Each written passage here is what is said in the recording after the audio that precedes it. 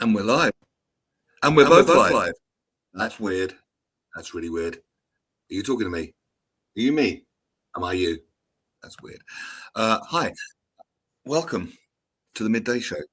I've got a really weird delay as well. And that's probably, I need to get rid of that one. No, him again. Go. Okay, this is weird. Okay. That's better. No, I've still got a weird echo. There's something really weird going on. Dear listener, it must sound awful to you as well. So I'm going to log out and log back in again.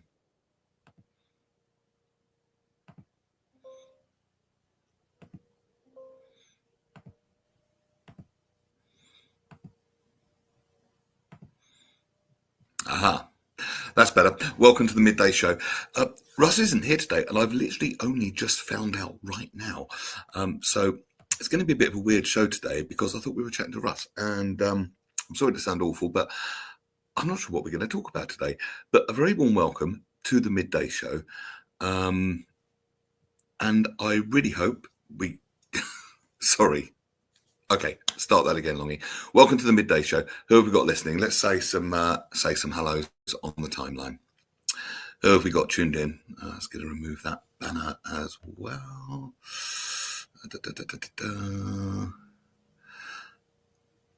No, that's not the one. I need to go here. Daily Show banners. And no, remove that one. Well, we have one person tuning in at the moment. I can see the numbers slowly starting to climb. So a very warm welcome, whoever you are. There we go. That's better.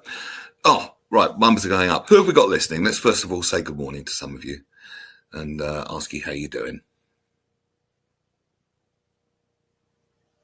Have a nice weekend. I had quite a fun weekend. I went away actually for the day with a place with no internet signal whatsoever, which is why I didn't see Russ's email until 90 seconds ago. And on Friday night, I did a gig. Hashtag this DJ life. Got my own comedy gig coming up this Thursday. Me and a friend are actually putting one on. I'm really looking forward to it. It's all coming together very nicely now. So after the show today, going to go and have a look at the venue and make sure we got the lighting all sorted out. And so it looks good. Hello, Kimmy. How are you, Kimmy? How was your weekend? Why don't we let's open the show with sharing, just a bit of sharing today, how each other's weekends were. I'd love to hear from you. How was your weekend, Kimmy? What did you do? What did you get up to? Do tell. Had a dance competition yesterday. Could have done better, but content with fourth for waltz and third for cha-cha-cha. That's not bad. How many people were competing? Not that it matters. Dancing is just fun, though, isn't it? It's you know, sometimes if we've been really competitive, it kind of spoils the essence of what we're doing, if you know what I mean.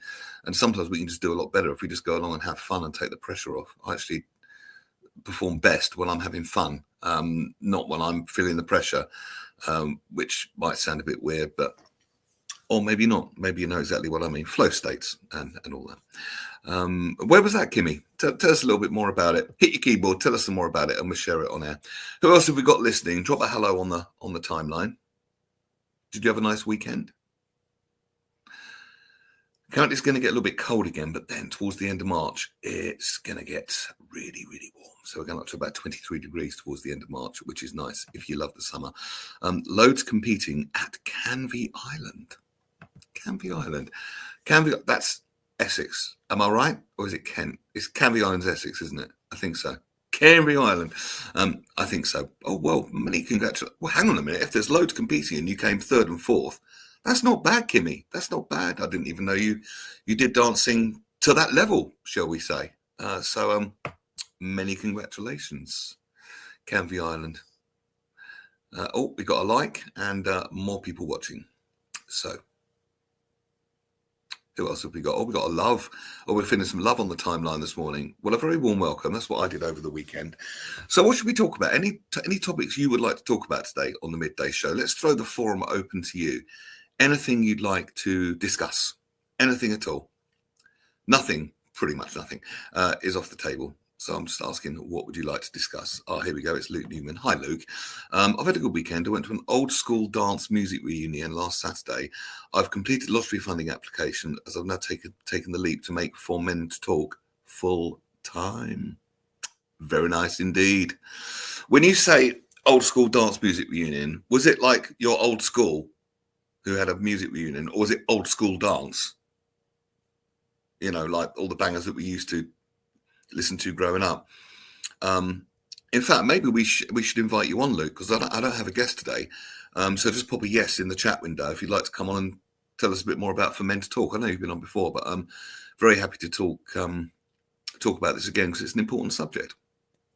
It's how this radio station started in its first incarnation. It was all about men's mental health and well-being.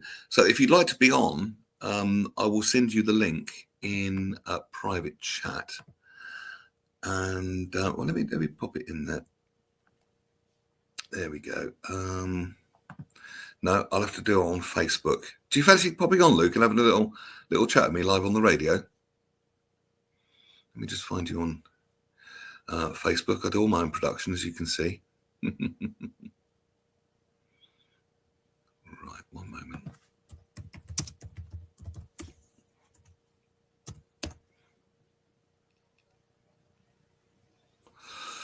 Right, I'm just looking for you. Now, which one are you? No, I'm not sure. Luke, would you like to be on? Yes, you would. Okay, that's brilliant. Let me message you on. I'll tell you what I'll do. I'll pop the link on the screen. This is just for Luke. So if anyone's planning on storming the show, not that you'll probably do that, but don't, because I've got complete control here, so you won't be able to get on.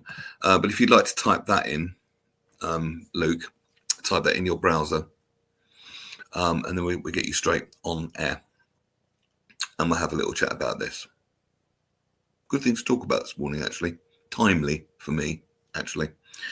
Yeah, because I'm also editing a podcast at the moment called Men on Show, and a guy called Andrew Payne does it, and it's all about the best of men, shall we say. We already hear stories about the villains of the world, but what about the heroes, generally unsung, and men doing an awful lot of work in the field of men's well-being, men's rights, and all that sort of good stuff. And he thinks that there's an awful long way to go for a man to be able to express himself, show his feelings and all that sort of stuff. It's still kind of a bit of a stereotype that men should be this and women should be that. Men are stiff upper lip, women are emotional, blah, blah, blah. And it's just a really unuseful generalization because we're human beings. We're in a state of ebb and flow, aren't we? And we, can feel differently at any given moment, can't we? I think so. I've had these theories for ages. Barry J. Allen, a very good afternoon to you. Sorry, Luke, let's put that back up there for you. Yeah, if you type that into your browser, mate, I'll see you in the green room, and then I'll put you straight on, and you can be our guest for today, which is brilliant. What did you do over the weekend, Barry? How was your weekend, my friend? Any good?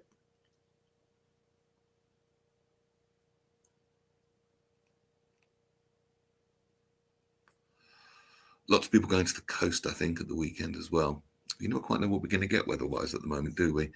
But it is certainly nice to get more sun and less rain. I feel it's been a really long winter.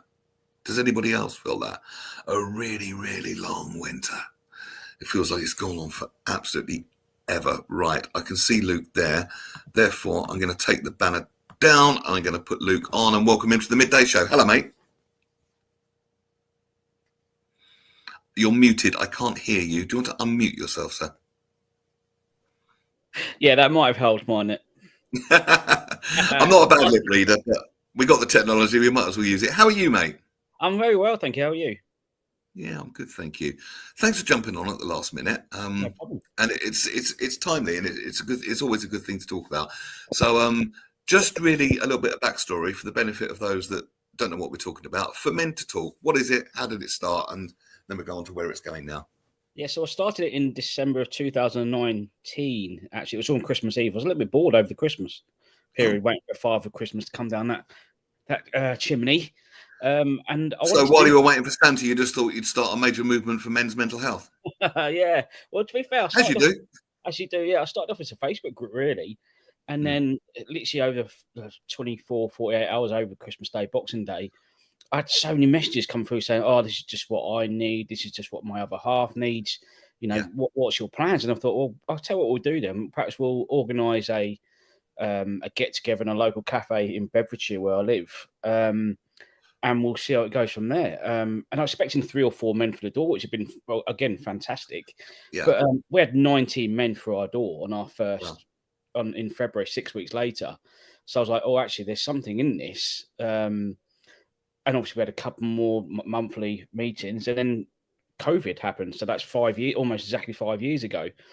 So we moved the groups onto virtually. So every Wednesday during the COVID period, we were still doing virtual meetings with guys to still talk about how they're feeling. We mm, still have really good numbers. And obviously, when the pandemic finished, and we were allowed to go back to physical groups, it just grew and grew and grew.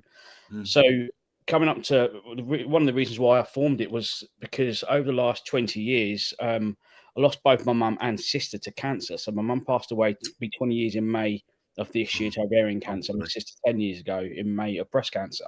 And I'm obviously sorry. with that, lots of grief. I've always suffered a bit of anxiety anyway. Mm, But I can always talk about how I'm feeling to anybody on the street, you know, family, friends, but also strangers, which I know is really hard for us men to do. So what I decided to do is I counselling, group counselling. I had CBT therapy. For those who mhm. don't know, cognitive behaviour therapy, which for me Yep. was a game changer. Mm, What was happening with me was that I was when everything was going really well, I was expecting something to go wrong quite quickly, and I was, you know, waiting for it to happen. So it was almost to change my mindset. Taught me how to meditate, also taught me how to journal a lot more. mm. It was an absolute game changer. But what I was seeing again after the 8, 10 sessions I was having, all support was stopped. So like, what do I do now? I want to carry on what I'm talking. So that's And the again why. waiting list is horrendously long as Oh well. well, I I've would just just throw in. There's, yeah, I oh, mean, CBT. It's like the high street one. If you go to your doctor, it's what he'll recommend, probably. yeah. And yes, it is good. CBT is very good, but you're right. All the support stops afterwards. So what did you do then? So yeah, this is why I formed for Men to Talk Rid off that whim. You know, I just wanted to be able to offer some support for men as well. Again, like you said about waiting times, even for, I think, a critical point in both male and female. If you go to your GP and go, look, I'm really struggling with my mental health, I really need something to talk to now. They're going, well, I'll tell you what, let's put you through some counselling, but you could be waiting 7, 8 months. And I was like, oh, that's again, we're seeing that on a daily basis. A while ago, a friend of mine noticed this, and she set up a charity, um, and that she converted her garden shed into a therapy room. And I just learned NLP then, so I was going down and doing a bit of excuse me, sort of voluntary stuff with NLP and stuff. But I'm not saying that to pick myself up, but to buffer your point that it really is a ridiculous waiting time. And if someone's having an acute mental health crisis, you need help now. Absolutely, yeah. You I know, can you agree. don't need, or you can self-refer, go on an app, talk to the chatbot. It doesn't work that way. And there seems to be an awful lot of people who need this help. Please carry on. I'm just going to plug my computer in. Give me one Yeah, second. not a problem at all. So for what Neil was just saying there as There we go. well, Nice, are we there? So, nice view of my sofa for you. There we go. no problem. I've just finished working for. I was embedded in the community mental health team in Bedfordshire as well. And we've again the wait times for that is quite long as well. So there was just a need for organisations like For Men to Talk and his Man Club would do some amazing work up and down the country as well. So then obviously going back to where we are now, physical meetings. Mm. So we've now launched, I think we're in 11 different towns now, but we don't just offer physical and virtual meetings. We do walk-in meetings. So we'll go for a chat. We did that yesterday. But we've also launched fishing meetings now. So we get guys around a lake and talking while they fish, which I did a couple of times last year, first time since I was about 13 or 14, so 13 Mm. years ago. It was brilliant. I absolutely loved it. I forgot how much I enjoyed that relaxation of fishing. So it gets men relaxed and so they can talk. But one thing we have launched as well, which has been great over this last year, for men to talk about autism.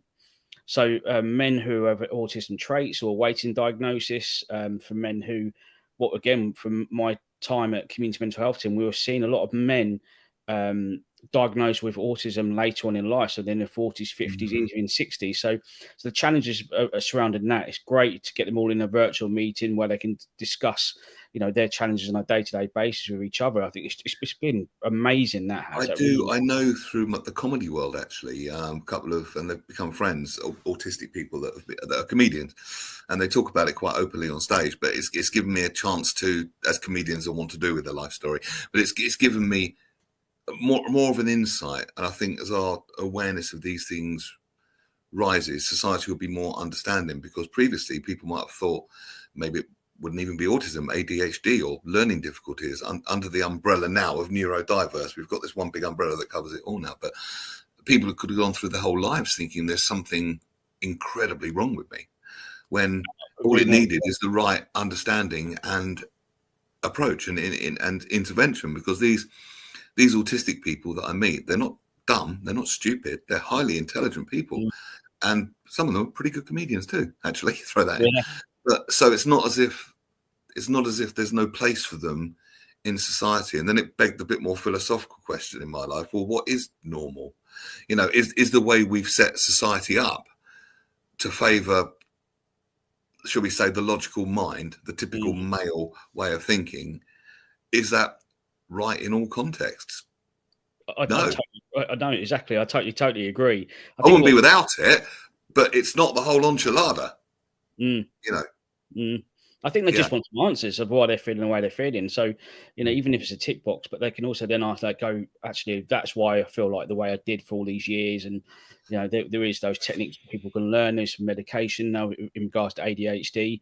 But I think, again, it's that thing about if they go to their GP and go, look, I think I may have autism, I may have ADHD, do the tick box, they then have to wait. Again, I know that for autism, it's usually 2 to 3 years for an assessment. ADHD, you could be waiting about 10 years just for an assessment. It's unbelievable waiting times for anything at the moment. But again, that's why I wanted to get for men to talk off the ground, because it goes back to that point when a man does really go and reach out to anybody. It doesn't have to be a GP, but to anyone, go, look, I really need to go somewhere to talk about how I'm feeling. There really isn't. But it's definitely, and that's what you said earlier, it's definitely getting better. There really is. But the statistics for men's suicide is still really high. It's the highest it's been since 1999. And there's even more support out for men now than ever before. So something. What are the numbers now? It is the most common cause of death in a certain age. It's between the ages of 41 and 55 is the biggest age range. Again, I think that's men questioning their what they're going through in life, relationship breakdown, career progression. Is this where I want to be for the rest of my life? There could be so many triggers. I mean, I've spoken about it very openly on this show before, particularly when we talk more about mental health. But I had a real difficulty for the second time in my life with my mental health around 5 years ago, and I'm an awful lot better now. But it's been quite the journey back. But I'm still. I find that when I get blindsided by it, shall we say, first you live in it, and then you think, oh my God, will there ever be a speck of light ever again? And then it seems that when it strikes, it's less intense, less regular, and less long. Like a wound heals, and it's like first it's a wound, and then it's like it's not been there in the first place. But it is a process, and I found it difficult to reach out to people, partly because of a meme. Do you find this with your guys too, that you meet, that because you're a man, you should have everything, answer to everything, and be in control of everything all the time, and always know what to do? 100%. Absolutely, we should have the answer to everything. You're right. And again, it's that philosophy about man should be the breadwinner of a family, which is definitely not the case anymore. No. It was till 20, 30 years ago. But if anything, a household now has to have an actively, a partner to earn a full-time wage. Well, the financial crisis right now is a huge, huge factor for a lot of men. And actually, that ties in very well to this comment from Kimmy. A young man close to us is paying £70 a session for private counselling. I'd say he's got that relatively cheap, actually, Kimmy. That is cheap. Yeah, absolutely cheap. You could look over. That's on the cheap to mid sort of range, I would say. It can easily be 120 an hour or a session, and the sessions are normally 50 minutes, aren't they? Yeah. But I mean, what we're reaching for, I guess, and this isn't just meant for everyone, but is almost a cultural change where we can express how we feel. We can nurture our emotional health rather than feeling it's something, because emotional health that isn't nurtured, that just leads to really bad things. Mm-hmm. You talked about the suicide rate, or someone will just explode because they've been shoving it down. Well, they say it's always the quiet ones. They shove it down, they shove it down, they shove it down, and then one day the powder keg explodes. And again, it's interesting you say that, because it could be the quiet ones, but it could also be the clowns, if that makes sense. The people who've got smiles on their faces who make people laugh. We know about depression. It's interesting because I went out for a family event a couple of weeks ago. We went to a comedy you're right. night. You know what they say about comedians, that all comedians are depressed. Yeah. So I went to a comedy night a couple of weeks ago with family. My family, my dad was there, my brother there, my nephews. There was lots of us there. And a couple of guys who attend my Fermented Talk meeting introduced themselves to my dad and talked about how they're feeling. And afterwards, my dad goes, "Do you know what's funny, Luke? Because my dad's in his early 70s, doesn't understand mental health as much as I do, because of course, he's gone through some terrible things in his life, but he's never really suffered. He doesn't believe he suffered with a mental health illness, so he doesn't really understand it. But it goes to me, by talking to them two gentlemen, Luke, you wouldn't think that I wasn't expecting that. I said, well, "What do you expect there, Dad?" He goes, "Well, somebody's really miserable and down, and Yeah. slouching." I went, "No, that's not mental health, Dad. That's welcome. Welcome to the mental health industry. You could be talking to your best mate and not know how they're feeling at all, because they won't open up." And because we're, number one, men are terrible at opening up, and number two, we're also very good at putting on masks. Yeah. Particularly if you're entertaining people and making them laugh. Who was on the comedy night, out of interest? I'll tell you who it was, because it's called Castle Comedy. I put a little bit of a plug there. And they're amazing. They do some really great work in Bedfordshire, where I live. They do events in Biggleswade, Flitwick, around Hitchin, around that area. The lead person was Gary Delaney. Oh, he's amazing. I was on the front row. I had to just get up because my ribs were. It was supposed to do 20 minutes. One-liners, genius. One-liners, one after another. Just brilliant. Just brilliant. But again, it's really important to go to things like that. So again, I mentioned on the chat earlier that I went to an old school music event. So again, I used to go to a nightclub called Enigma back in the day in Bedford, 20 odd years ago. Honestly, because music's a massive important factor of my own mental health. I really love music. I put it on if I'm feeling low, if I'm feeling happy, anytime. I just love to listen to music. And I just wrote a blog about it, actually. I've gone out this morning because it took me back to a time where I wasn't married, didn't have my kid, I didn't have children, I didn't have my mum and sister were still alive. So it was part of my growing up. And I went back to my almost youth for 3 or 4 hours. And it was just amazing. So anytime that you go to do positive things, like go to a concert, go to a comedy gig, just spend time with people you love, it means that your mental health is going to be improved just slightly. I agree. I think it's so important to have, and it's going to sound really basic, fun. And going to gigs like that and getting back that kind of early 20s, late teens energy, you know what I mean? Yeah. And that can be used as a template, because there's no reason why we can't. I know someone, he's 62 and he's got the energy of a teenager. He's, oh my God, he's like the Duracell bunny, and, drives me mad because I can't keep up with him. But at the same time, I wouldn't have him any other way, because it's part of his mental health, and it's just what drives him. But there's no way we have to. Getting older doesn't have to mean losing energy. Getting old doesn't have to mean deterioration and depletion. No, not at all. No. But I think that's quite. There's so many dodgy beliefs that we believe, aren't there? Like, getting old, it's going to be harder. All the crap that we've bought into. Well, I say to the guys in our meetings as well, it's always important to have something to look forward to, and it could be in 3 weeks, could be in 3 months, could be even 3 years. I know it's a long way, but have something in your diary that you're looking forward to. I think for me personally, this year is the most I've had in my diary for many, many years. I'm going to a lot of comedy gigs. I'm going to I'll go away to Kenya on humanitarian trips. My 10th year in May, actually, and I love going back to that because it almost refreshes my mental health again. It goes, I have got, and I do know that I got a lot at home, but sometimes you do take it for advantage when you don't mean to. So when I do go, we can get some wonderful takeaways from the things you're saying already. The power of fun, that's number one, and that kind of old, that I say old, new, teenage energy. or 20s energy, or carefree energy, if you like, just carefree, having fun, or contributing to other people. That's good for mental health. Studies have proven that, because there's been lots of studies into what makes well-being. And also, when you go to Kenya, obviously, it puts our problems here in the UK probably into quite stark perspective, and we can really appreciate what we have got, And a lot of people, I notice, are focused on the next thing or what they've got to do, or in stress mode, and very few people focus on what they have and what they appreciate. Yeah. Even though it's said that what you focus on increases, so what you appreciate appreciates. So if you want to live an abundant life, focus on what you appreciate, and that's a really good way to have a comparison, isn't it? I couldn't agree more. I love it. And what's been great about going for so many years is I've got lifelong friends there as well. Yes, how wonderful. I see them every year, and obviously during the COVID period, we had 2 years when we didn't see each other. It was awful.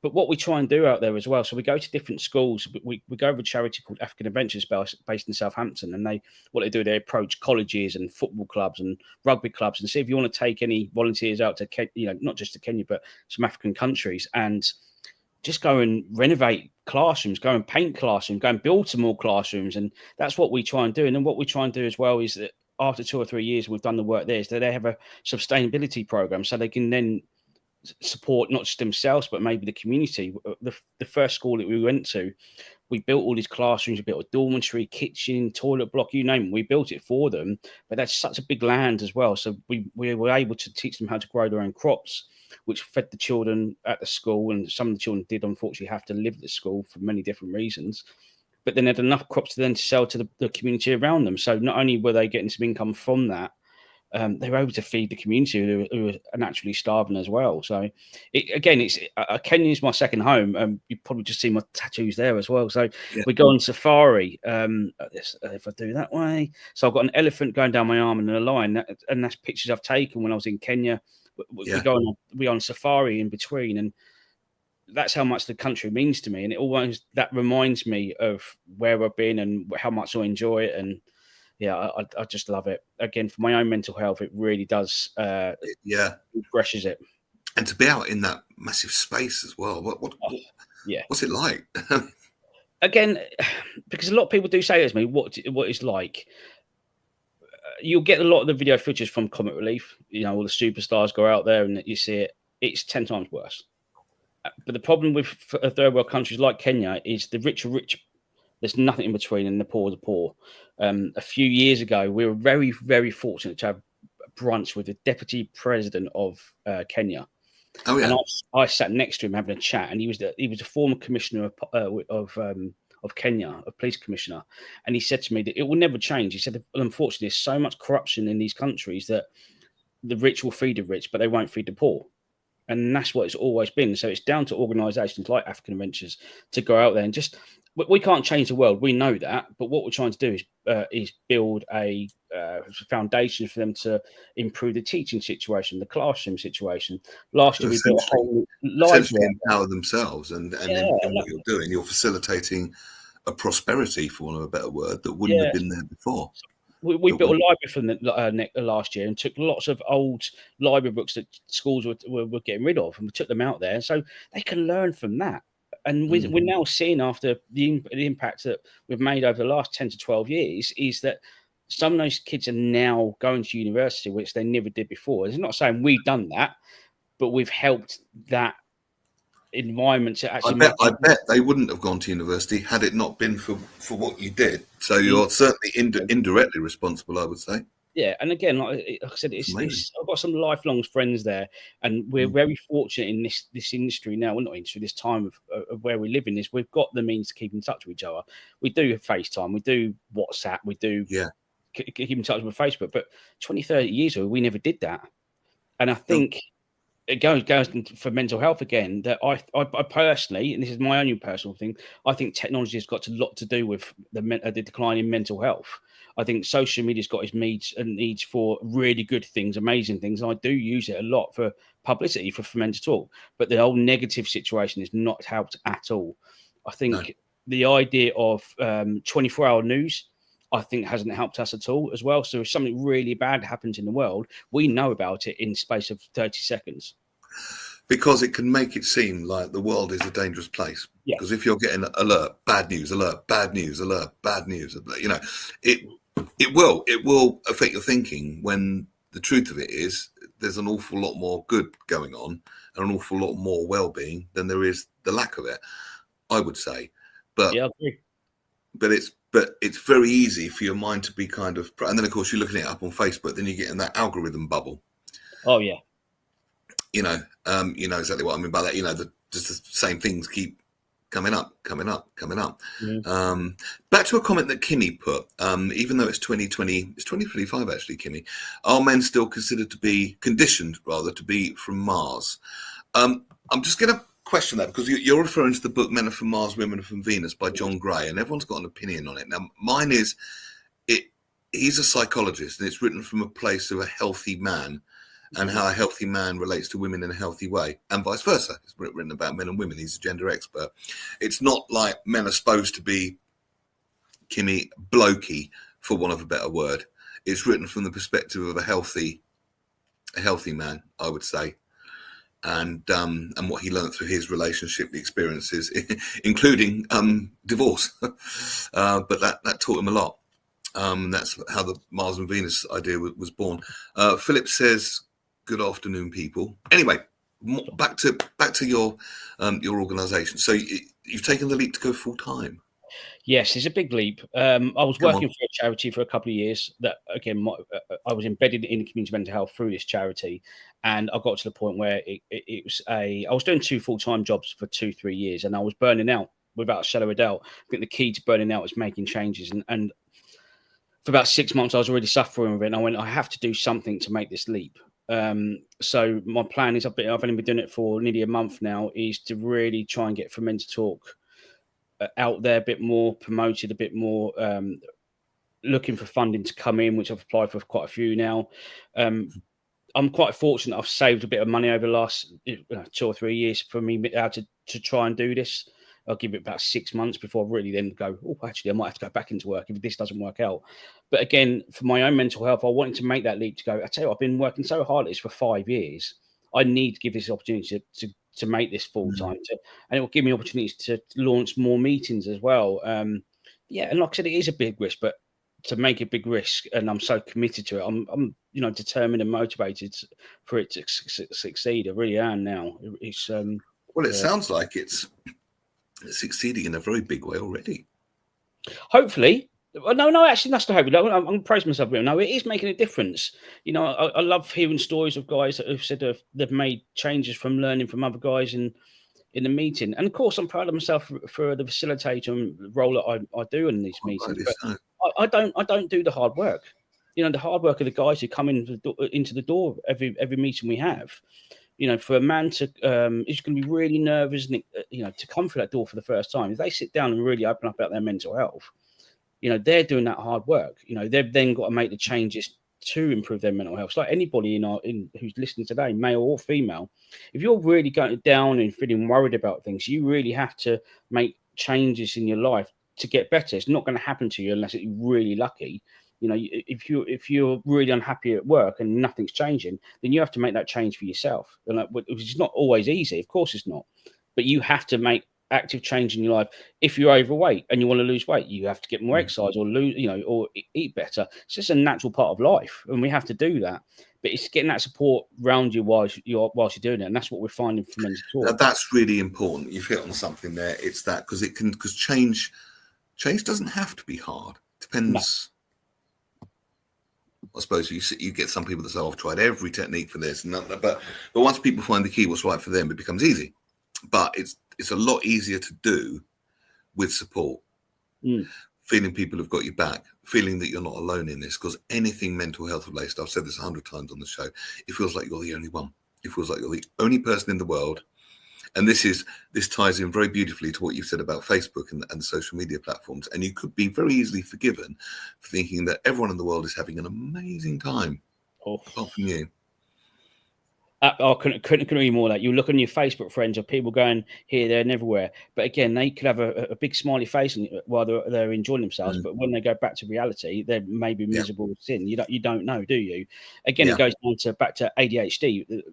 More and more people have gone for ADHD assessments in the last 2 years than ever before due to TikTok trends about ADHD. Wow. Honestly, it's unbelievable how negative and positive social media can be. I mean, even that's a double-edged sword. Yes, it's good that more people are getting diagnosed, but do you think people might misdiagnose? Is there a danger of picking up Dr. Google and thinking, "Oh my God, I've got everything wrong with me"? Yeah. Yeah. As I say to every single member of the guys that come to our meetings, is never ever Google your symptoms. If you want to check something out, look on the NHS website and look for what you're going through. Do not just Google it, because it can come up with so many, that famous fake news term, but it's true. It really is true. But again, with ADHD symptoms, I know I've gone back to it, but what I mean by that is that because of the wait line at times are so long, you could be worrying for nothing. Of course, you could be worrying for the right reasons, and you might have ADHD without a shadow of a doubt. But if you haven't, you're going to have that anxious and worry for 10 years, unless you go private. Going private for assessment is £1,000 minimum. Yeah. What things do you address? Without giving away anyone's secrets, of course. But what's the most common thing that men present with? What are the biggest challenges do you think men are facing nowadays? Isolation. A lot of men, again, that age of between 40 and 55, a lot of 54, a lot of them are their relationships break down, marriages are broken down, Right. and they've got to really start their life again. They may just split up with their partner, but also we know how it works. Where a lot of kids will then go to their mum full time, and the dad will only see the kids, on weekends or once in the week. We've definitely seen a lot of that. We're seeing a lot of men who worried about work, anxiety about work, especially this last year, financial reasons. And unfortunately, with that, there's nothing we can do about it. There really isn't. But I can always point them in the right directions for them to look for, advice about financial, citizen advice. Or we're very fortunate to have an organisation down here that will look into your finances for you for free. Where are you again? Bedfordshire. Bedfordshire. Yeah. A town called Biggleswade, just on the A1 in Bedfordshire. Oh, I know Biggleswade. Yeah. Isolation, relationship breakdowns is definitely key. What we do see a lot of is a lack of friendship. We all do know that, and then it's a famous term. You all grow up with your mates from your school days, and then you lose touch. And it's not because you don't want to. Life takes over. We all know that we all live at 100 miles an hour race, and your friendships fizzle out sometimes. What's been great about that now with Men to Talk is that some guys have launched their own little social group. So they'll go out for meals, they'll go to comedy gigs. Like that's where I met the lads a couple of weeks ago. It's because they went out on their own, because they haven't got that friendship group anymore. It's just I would say that definitely that lack of friendship. It's some people work 9 to 5 Monday to Friday, and then Saturday and Sundays that's a really a testing day for them, because then that's their alone time. They haven't got those things where they go to. I read a really good book a while ago. Not because I had a problem with alcohol, but I'm interested in books like that, sort of quit lit. I can drink a bit more than I should, but it's not problematic, if you know what I mean. I don't need to go 12 steps or anything. But this guy, he did the 12 steps. What's it called? Sober on a Drunk Planet. That's it. Right. And it's brilliant. And it was the best case I've ever read for giving up alcohol. It's a brilliant book. But what jumped out at me is that people look forward to that weekend. We've had this for so long, or ever since, the 9 to 5 work, the working culture has been in. It's work, Friday night. But then what he would do is go out and binge Friday night, be on the sofa Saturday, binge Saturday night, feel absolutely awful Sunday, Monday, Tuesday, Wednesday, and then Thursday it's happy hour and hump day, beyond hump day, and let's go to the pub again, sort of thing. And he says you don't get anything done when you do that. All you do is end up on the sofa. But remember that day very well. I went through a period. I was in a 6-year relationship, broke up with her, And Right. 18 months to then met my now wife, and I was doing Yeah. exactly the same thing. I didn't have I still don't believe I had an alcohol problem that time, but I was waiting for the weekend to go and enjoy myself. I didn't want to be on my own at home, so I'd go out and socialise and drink. We do see a lot of guys, not a lot of guys, a few guys come through the door who are out dependent on alcohol. We all know that if you have 4 cans or pints of lager a night, or 2 bottles of wine a night, that shows that you are dependent on alcohol. And so that's something that, you view as 4 pints a night. Yeah. Every night. Every night, yeah. Yeah. Yeah, so that's dependent on alcohol. So we do see that as well. We've got a guy who comes in and he doesn't mind me talking to him about his story. In a space of a couple of weeks, he had a 10-year relationship breakdown from the traveling community as well. So 10-year relationship breakdown, was diagnosed with autism and ostracized from his traveling community for having mental health issues. So again, now he really comes to our meetings, flourishes for the last 18 months, to the point now he actually runs our autism virtual group and has launched his own walking group as well. Well, that's fantastic. Yeah, well, it just shows, doesn't it? If you are committed to this and committed to the meetings, you can. It will never go away. And I keep saying to a lot of the guys who do, if you feel like this is not right for you anymore, that's absolutely fine. But keep practicing what you've done in the meantime to improve your mental health. So if it is to have a better diet, continue with that, because a lot of men and women will go, "Oh, I'm feeling absolutely fine now," and they'll go back to square one, and that's where their mental health will deteriorate again. Yeah. So fun. We discussed appreciation of what you have, serving other people like you do in Kenya. That was another key, touched on there. Eating well. What other tools could you recommend for people's mental? For me, if you mentioned meditation as well. Do you meditate? About to say, that's exactly what I was about to say. If you said to me 5 years ago that I meditate, I would have laughed. I was like, no. Well, no, that's the thing, because people think it's all you have to go off and find yourself in Tibet and tie and dye and monks and all that. No, you don't. No, you don't. I think what brought that to our awareness here in the West was Oxford University advocating mindfulness and doing studies into it. Because if Oxford take it seriously, chances are it needs taken pretty seriously, and bringing a sciencey, explaining it through science rather than metaphysics, I suppose, which appeal to our Western minds. You were saying, sorry. I totally agree. I think that you still said it to the older generation out there. If you said meditation, they'd think of people sitting with their arms closed, their legs closed, doing it's not like that. It can be. No. It can be. Even go through that route, but it's not. I use an amazing app called Insight Timer, and it's fantastic. It's all free. Insight. Yeah, Insight. Yeah, INSIGHT. Insight Timer, and that will give you a lot of the free things out there. So it will do guided breath work with you. So if you don't know how you have to breathe, because there's so many different ways that you can breathe to meditate, that will guide you through it. Or if you know how to breathe, they'll just put some music on. So for me, for my own mental health, I love listening to nature.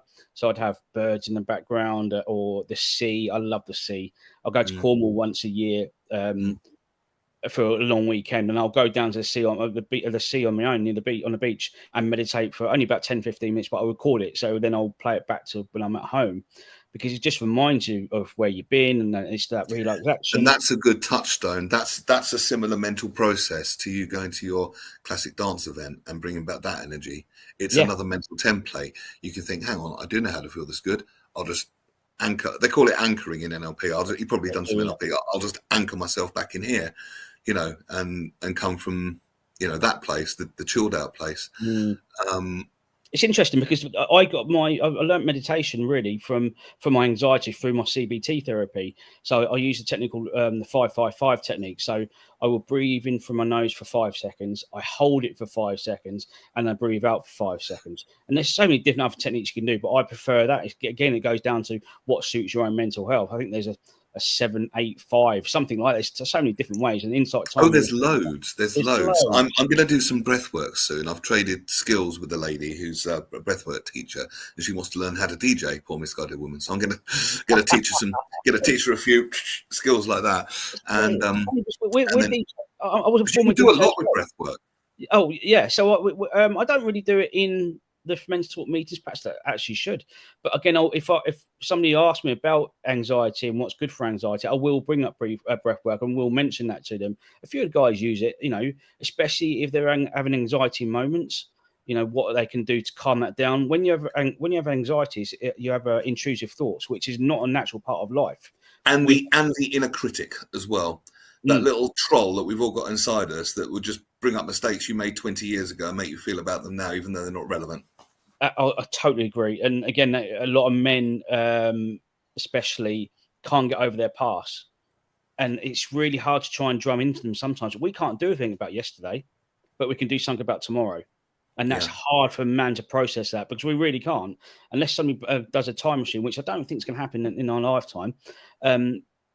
We can't do anything about that. It's almost, do you have... But in a very real sense, the past doesn't exist anymore. That there's a wonderful, I think it's a Buddhist teaching, and it's about it's kind of the Buddhist-y way of saying this, but I kind of get it. And it's two monks, as it would be, and one sees a woman in distress, so he picks her up and carries her down the road because he's a monk and that's a nice thing to do and he's strong. And then he puts her down and she's been helped. That's fine. She doesn't need any more. And the other monk says, "Why did you carry that woman?" He said, "Well, I've put her down, but you're still carrying her, brother." Yeah, do you know what I mean? Absolutely, yeah. It's and guilt can really, it just replays and replays and replays and replays, but it's absolutely pointless. All it does is stop us. I go into these things quite scientifically because I like the science behind it. And meditation, and I'm sure none of this is unfamiliar to you, is the parasympathetic nervous system. We've got the two nervous systems, and they exist. One can't exist without the other. So we've got sympathetic, which is the fight or flight, which most of us are in all the time. Unpaid bill, trigger. Kids play out, trigger. But the parasympathetic's like the good cousin of it, and that's rest and digest. That's where all the healing happens. That's where the good stuff happens. That's where the insights happen. That's where the creativity happens. In fact, anything good happens there. The other one is only really meant for short bursts. So to put it in modern day context, someone jumps out on you with a knife, you need that fight or flight instantly. Absolutely do, yeah. But you don't need that all the way through the day at every given moment. Do you know what I mean? Mm-hmm. Not at all. And that's very true, because it's important to acknowledge where you are as well. So the flight, you just said there, flight or fight. You don't have to do it every day, but sometimes is when you've got a decision to make, take a step back. And it's called the stop technique. I can't remember what it stands for, because it's STOP. I'll look it up because I've heard this before. Carry on. Yep. So it's a stop technique. So it means literally just stop. I'll wait for you to Google it, Neil. But it does mean literally just take a step back, analyze it. I can tell you. Stop what you're doing. Yeah. S. T. Take some deep breaths. Mm-hmm. O. Observe your feelings and needs. Mm-hmm. P. Plan and proceed. That's exactly what it is. It's because this is the science as well. Because if we're not doing that, then we're making decisions. It's the proven thing, and I'm sure we've all experienced it. You too, probably. Tell me if I'm wrong, but when under stress, I don't make good decisions, and I'm liable to make dumbass mistakes, and have when under stress. However, if you do that, you will not be coming from a stress. It just slows the process down a bit. Absolutely, responding rather than reacting, shall we say? Yeah. Yeah, because you could hear something that's going to make you angry and upset, and you can make that split decision for your action, and then you may instantly regret it. So it is that stop technique of just literally going step back, observe it, and then proceed. Because then you actually just hang on a minute, what am I going to do? And then you can proceed after that. One thing I do as well. Practice that in the world, the crime rate would plummet. But definitely, a certain president of ours. I would say as well, a lot of things what helped me is that it's definitely a lot easier now that I'm only doing one full-time job rather than two. Is I do a lot of to-do lists, because a lot of stress that a lot of people go under is because they've got so much going on, so much things to do, and it could be personal and professional life. There you go. It's perfect. Honestly, it's perfect, because you could have a lot of things that you got to do at work. You get home, you go, but I've then got to, I don't know, anything, paint the ceiling, paint a wall, or write it all in a list and then go through it. And it could be a minor thing that you tick off your list, but the amount of achievements you can do over a week, a month, whatever long you want to have the to-do list for, you have a sense of achievement after you've completed it. And it actually does help your mental health, because one by one, you are taking it off the list, you're ticking it. It means you haven't got as much to do as you did a week ago, a month ago. Yeah, and that ties into you saying having something to look forward to. And plus for us men as well, particularly men, and I'm using it as a loose generalization, but we like a sense of achievement. We like to feel we're achieving something. Competence is our Achilles heel, isn't it? We like to feel we're competent, us men. Yeah, I totally agree with that. I absolutely agree. Yeah. Let's have a look. Have I told you about talking about music and how good music makes you feel? Have I told you the 128 thing? I'd learned this as a DJ a while ago, and science has caught up with beats per minute. 128 is the magic number. Yeah, right? it is, yeah. And it's the magic number because it's the only BPM that they know of that you get all 7 bliss chemicals at once. I didn't know that. So you get your serotonin, you get your dopamine, you get your testosterone, you get your ananda, which means bliss, by the way, in Sanskrit, anandamide, all at once. So when you see these raves, forgetting people might be taking drugs, that to one side. But the breathwork girl I'm talking about, she goes to these raves completely straight, doesn't drink, doesn't take drugs. Okay. And people come up to her and ask her who her dealer is because she is on such a natural high. But this is what's going on. So you see people like raising their arms in ecstasy, sort of, and the DJ like Avicii, God bless him, like behind the decks. But it's that 128 BPM. And if you look at any of the big dance songs, any David Guetta song, any Calvin Harris song, say the same thing. They're all going to be 128, and they are 128. I DJed for 20 years, and finished just before COVID. I was doing the bars and nightclubs for 20 years. And I love music for that reason. But yeah, and now you mentioned the 128, that makes a lot of sense. And definitely David Guetta does do it 128 beats per minute. He really does. Blue, that one. Yeah, not the Eiffel 65 original one. Gonna have the best freaking night of my life. Yeah. That one, the new version. I love that one. All his classics are. Don't let me go. Oh my word, yeah. All 128. Very interesting. Never knew that. All 128. Yeah, all 128 beats per minute. Paul Claridge, regular contributor to the show, good friend of the show. As Neil knows, indeed I do, Paul, I have a very close friend that's going through mental health issues, including suicidal ideations, I think he means. She knows from previous experience she needs counselling called DBT. Yeah. But it's almost... Are you familiar with DBT? Yeah, I am, yeah. Right. But it's almost impossible to get on the NHS unless you wait for months. Here we go again. And we can't afford for her to go private. For now, I'm her unofficial on-call counsellor.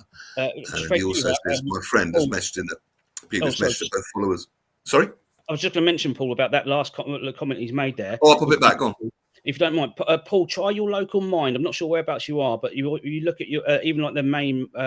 Southwest London, I think. Yeah, they do some DBT courses in mind, so it may be worth looking into that as well. But also, if your close friend is really needed quite urgently, is go through GP to your local community mental health team as well. Again, it may be different because I'm in Bedfordshire, but however, through the community mental health team, they do have a lot of DBT skills from psychology in that as well. Brilliant. Thanks for that. That's brilliant, Luke. Thank you. And my friend, says Paul, also, as mentioned in the previous message, both followers of Buddhism. We chant and meditate regularly. She's also a Kundalini yoga teacher. That's all about the opening up the energy centers in the body and connecting to the universe and all that sort of thing. And has taught me breathing techniques which aid both the mind and body. You see, I think science is catching up, like Oxford Uni did, with the principles that certainly the Eastern religions have been telling us for centuries. Because in the Eastern philosophies, it's not sort of being judged, reward and punishment, all that sort of thing. That's a bit alien to the Eastern philosophies. It's more about being of sound mind, being of sound body, and following your joy, doing the things that we've discussed on this show of, being of service to others, having fun, all these sorts of things. It's about mental health. And I think there's a lot. I personally believe, I'm not trying to force on anyone, but I think there's a lot in Buddhism which definitely does promote mental health. I went for my first not so much in some of the other religions, I hate to say, but yeah, I went for my own. I went to a sound bath about 6 weeks ago, and again, I thoroughly loved it. I didn't think I would, but again, it goes down to being open for it as well. We're now in Barnet. Oh, here we are. We're now in Barnet. Oh, sorry, Paul. GP's put her in touch with the local mental health team, but there's still a wait for DBT. This is the thing. We find ourselves getting pushed from one to another, to another, to another. But don't be put off. to your friend if she happens to be watching this. You know, you're not. I would say to you directly. I'll even look at the camera rather than myself on the screen. Don't give up hope. There is a lot of good work out there, and there are people that can and will help you. And this is your well-being we're talking about. So, you know, you are important, and I think you deserve to be better. You deserve to feel good again. We all do. So don't give up. Thank you, Kimmy. Been a great show. You've been a great guest, Luke. Thank you so much. I appreciate it. No, I've loved it. Now, people want to learn more about what you're doing and get involved. I will make a banner and pop it on the screen. So do tell. So fermentortalk.co.uk is our website. We're all over social media as well. I'm even starting to do TikToks now, which is a bit scary. You've gone to the dark side. I've gone to the dark side. That's my children's fault. But no, to be fair, I'm using it for my advantage. But like I said, we do physical walking, virtual and fishing meetings as well. So any man, we do have guys coming on virtual meeting from Canada, South Africa, just come on because I've learned about it through social media. My background was social media before I went into mental health as well, so I know how to use it. But yeah, for any man who are really struggling, even if it's not, you can't reach out to Fermentor Talk or Andy's Man Club, you know, please reach out to NHS 11 Option 2, Samaritans as well, who do amazing work out there. And I would say to any men watching this or watching it back, watching the replay, you know, we're two fully grown adults here discussing. There is no shame as a man in having feelings. There is no shame in reaching out for help. These ideas that you have to know all the answers, do it all yourself, and perfectly too, are erroneous at best, because nobody has all the answers all the time. Life is a process of learning and growing and discovering possibly the answers. It's not that they don't exist, but to expect us to have them on tap immediately straight away, there's no healthy philosophy in the world that would tell you that, you know. But what is good, having conversations like this where people can be signposted, people can be led to find the answers and claim the well-being that they deserve. If anyone's watching this back and you get benefit from it, I'll be absolutely delighted. And you too, Luke, good luck with everything. Please keep in touch with us on the show. No, will do indeed. Thanks so much for your time. Really appreciate it. No, mate, you're welcome. And if there's, you know, any time, just private message me anytime you want to pop on, promote something, or there's a really important breakthrough in your field or something like that, and you think it's worth bringing to the wider audience, we're here. So please do keep in touch that way. I will do indeed. Thanks very much. Take care, my friend. All the best. Bye-bye. If I will leave that up on the screen. What a great show that turned out to be. I thought that was going to be an unmitigated disaster, but it just shows what can happen. Oh, here we go. It's Paul talking about sound baths. Sound baths and gongs in some of her yoga sessions. Also incorporates dogs in what she calls doga, the downward dog. Yeah, absolutely. But it's anything that can bring well-being. Stroking a pet can bring well-being. It's all about that allowing. As a yoga teacher, it's all about the feeling, isn't it? It's all about the allowing, that well-being, yielding, allowing. Not stress, not strife, not effort. The opposite, yielding. It sounds a bit cheesy, but the sun rises without effort every morning. You don't ever hear the sun go, oh, God, another day. Oh, my back's killing me. You know what I mean? It's kind of unfolds naturally, and I think that's yoga. And yoga comes from the word translated to English yoke, meaning to unite, and it means it's a unification of mind and body. So we become more integrated. We become more whole, WHOLE. Which is the root of the word holy as well, incidentally. It doesn't mean pious so much as it means whole and complete. It should be spelled WHOLY, in my opinion. Anyway, we'll leave it there for today. I will see you Wednesday, no doubt. I've been invited to a screening of a film about another very important subject, which is preventing violence towards women, but I'm trying to work out if I can actually go and see the film and then do the midday show live from there this Wednesday, or maybe get someone to go and then report back, because that'd be a really good thing to go to, and that's a really important subject too. But thank you everyone for tuning in. Lots of love. Thank you to everyone that said hello. Kimmy, and once again, well done in that dance competition. Loads of people competed, 4th for waltz and 3rd for cha-cha-cha. Kimmy, you're an absolute star, and I wish you all the very best. Barry J. Allen, thank you for dropping in. RVB, our resident horologist, thank you so much for dropping in. Philip Harling, good to hear from you as well, sir. And always Paul Claridge as well. Always good to hear from you, and wish our very, very best to your friend. And I'm sure you're doing a wonderful job, Paul. So we wish you well. I'll catch you on Wednesday for another midday show. Good afternoon.